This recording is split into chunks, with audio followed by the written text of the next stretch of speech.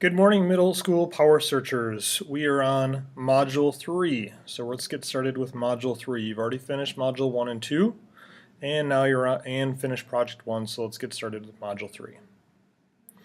In module 3, we're going to be talking about filtering tools and basic operators that will help you search and narrow your search terms down. So there's 2 sections we'll go through and then your quiz. Let's get started with filtering your search on this video.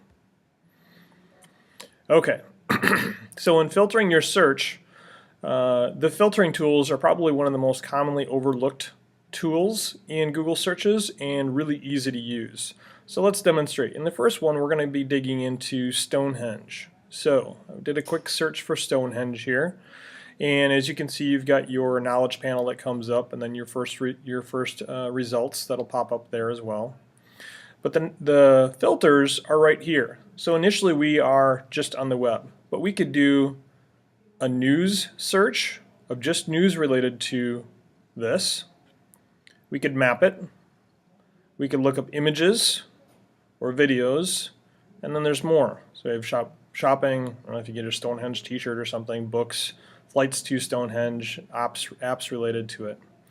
The real power is, if we go back to the web searches here, is the search tools button. So the search tools one is the most powerful one here.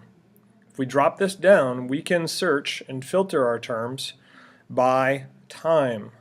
So we can filter ours down by year, month, day, or we can set up a custom range. So let's say that we're looking for something that was posted about Stonehenge between 2003 and 2004. You can set up those time frames of when things are posted or relevant to that.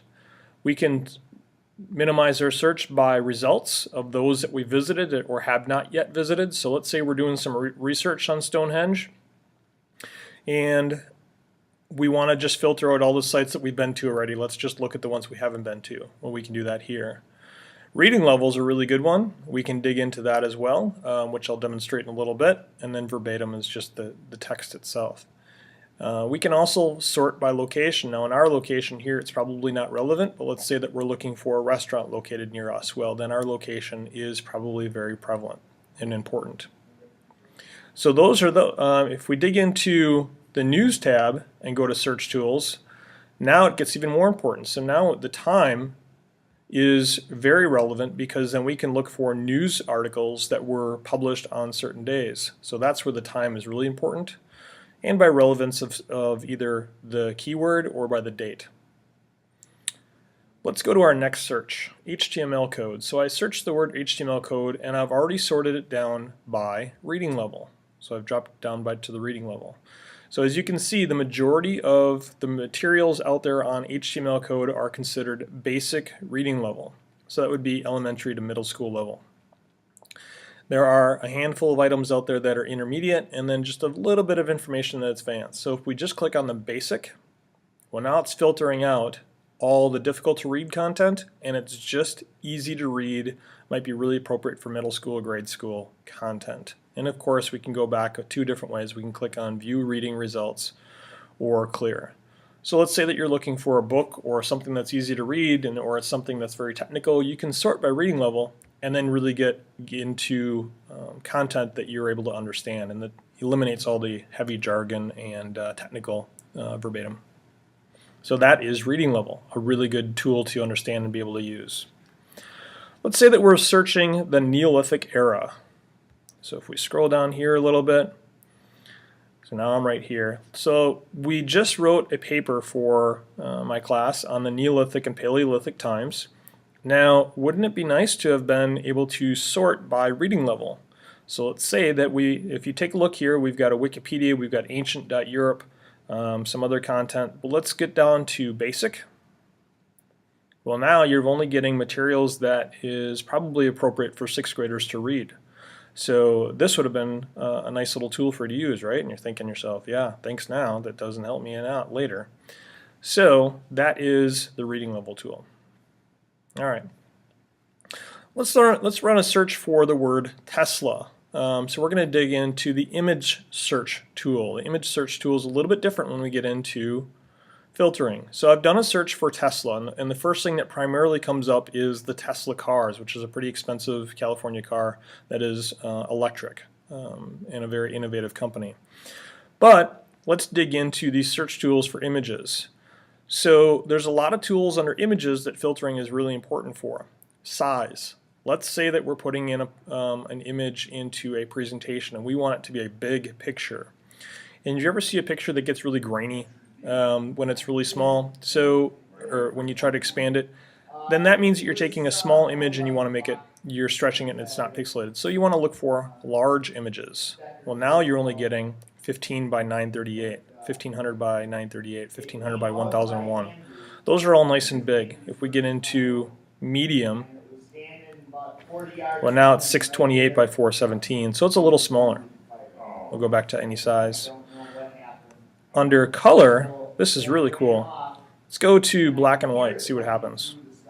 Well, now we've got black and white images, but we're also getting some historical images. Typically when we go to black and white, we're going to get historical images, like this is Nikola Tesla, who invented the Tesla coil. And you can see that here, the Tesla coil for creating electricity and management of electricity. So typically when you go to black and white, you'll get into historical images. That's a test question. And this is really neat. You can sort by primary color. Let's just search by green. Well, now you're just getting green cars. Or we're getting primarily red. You can see the difference and how that really is helpful. Type, this is neat. We can do clip art or line drawing. Let's do a line drawing quick and see what we get. Wow, considerably different if we go back to any color. And now you're just getting line drawings of Nikola Tesla, not even anything related to the car. And what's really neat is then we can go to animated. Now animated gives us GIFs. So let's just change this to a quick search. And let's just type in mind blown. And I'm going to change this to animated. And whoa, mind blowing. Pretty cool. Let's go back to where we were on this one. The time, same as before, we can change that. And then we can also get into, let me go back to the search tools, usage rights. So this is really important. So let's say we're going to be using some of these images for usage rights. We can dig into, and if we want to reuse our content online and publish it, we need to make sure that we are finding content that is copyright approved, and that's what this is. So labeled for reuse basically means that we can reuse it. Labeled for use with modifications means that we can use it and mark it up and modify it, change the size, the shape, the color. The bottom two are the exact same, but for commercial. So if we can reuse it and make money from it, which means we can put it into a advertisement. And then the last one is commercial reuse and modification, so we can use it to profit for and change it up. All right. The last one I wanted to show you, Green Bay Packers. If we dig into this a little bit, we can dig in and again go to color. Let's see what happens when we go to black and white. Considerably different, historical images, that sort of thing. So feel free to play around with that. There's some great content out there to dig into. Here's some information you're going to need to use. So practice all these activities, and then when you're done, move on to, at the bottom, where are we here, making the most out of operators. Okay, good luck.